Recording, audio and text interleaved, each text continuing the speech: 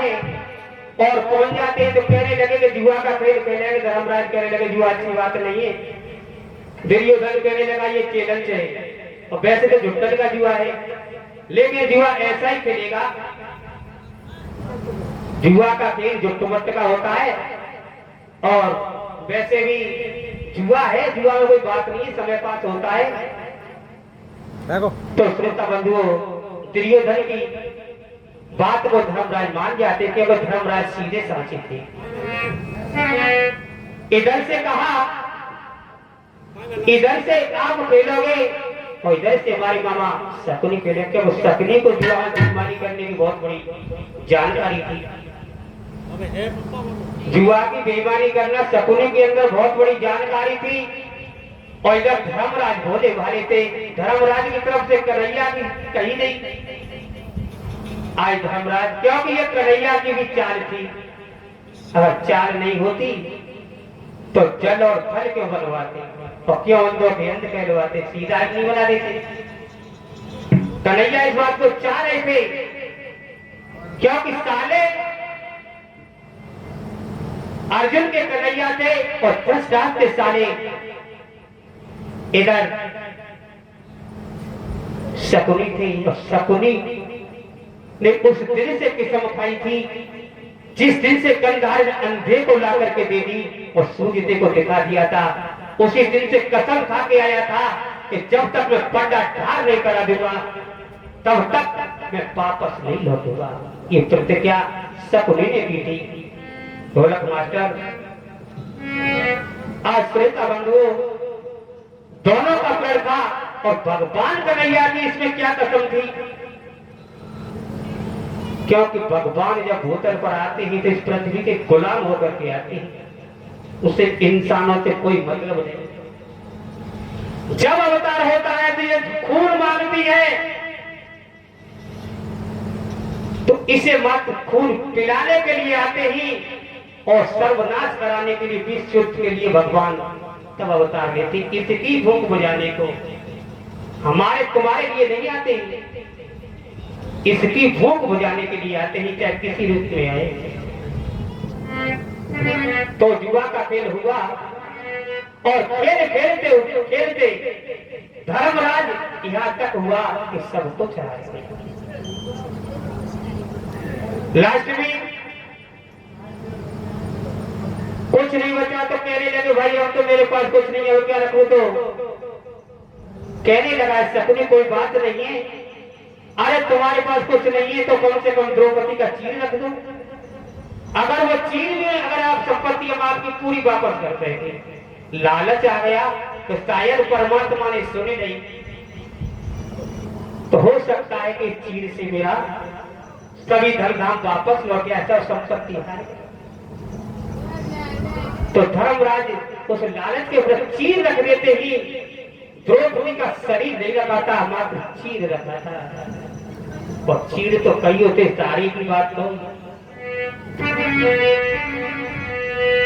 चीर को भी जीत लिया दुर्योधन।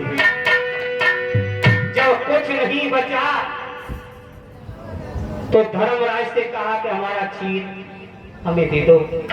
तो धर्मराज बोले मैं किसी को भेजता हूं कोई चीर लेने के लिए, द्रौपदी से मांग के लाके तुम्हें दे देगा।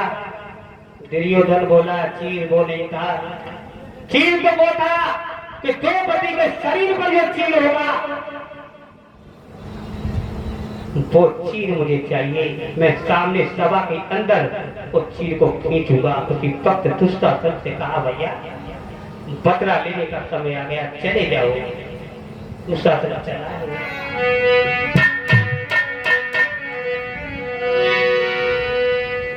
अरे सुनेंगे बातें निज के नाती,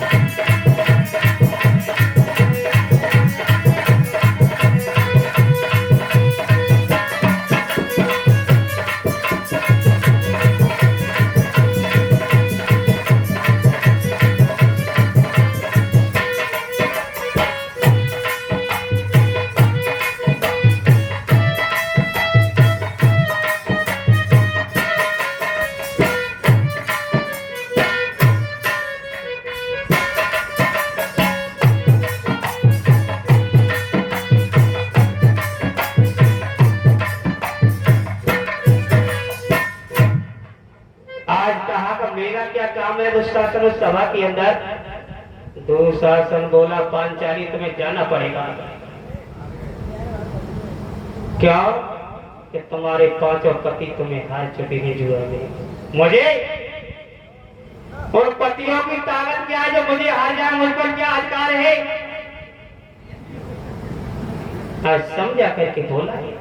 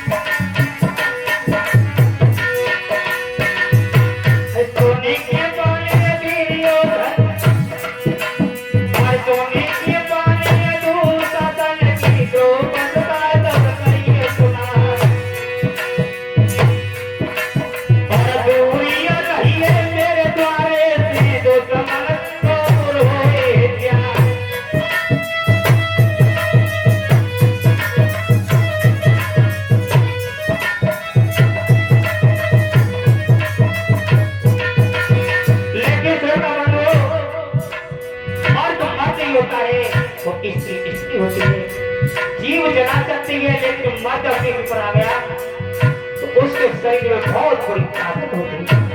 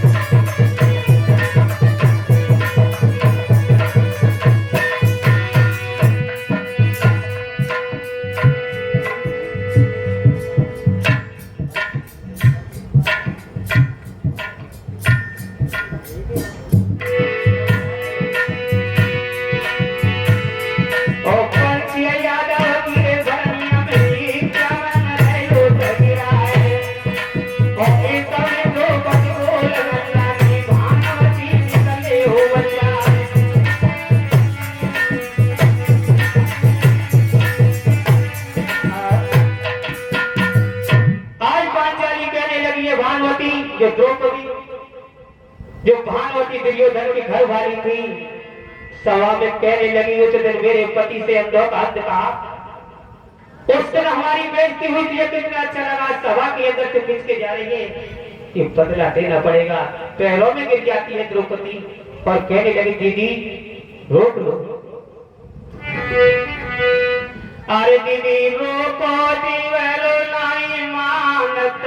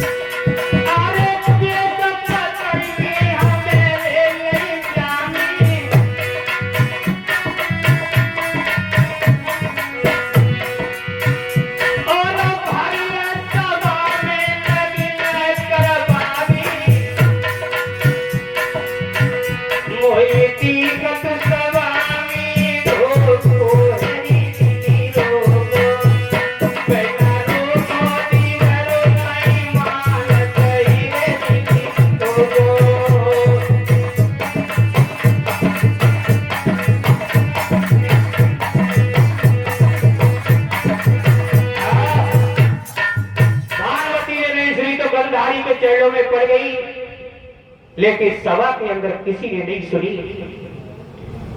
दुर्योधन से कहा, दुर्योधन तुमने हमें सभा में क्यों बुलवाया? तब दुर्योधन कहता है, पांचाली उस दिन तो हमारी बेइज्जती आपने की, लेकिन आज हम आपको कुछ दिखाना चाहते हैं, क्योंकि उस दिन हम तो अंधे ही हैं। पर क्या बोला?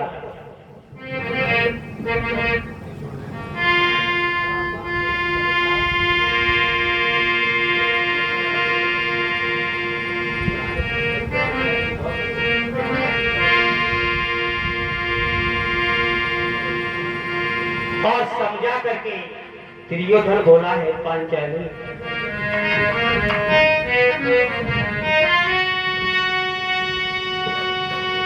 और तुमने तो साच कहा मुझसे,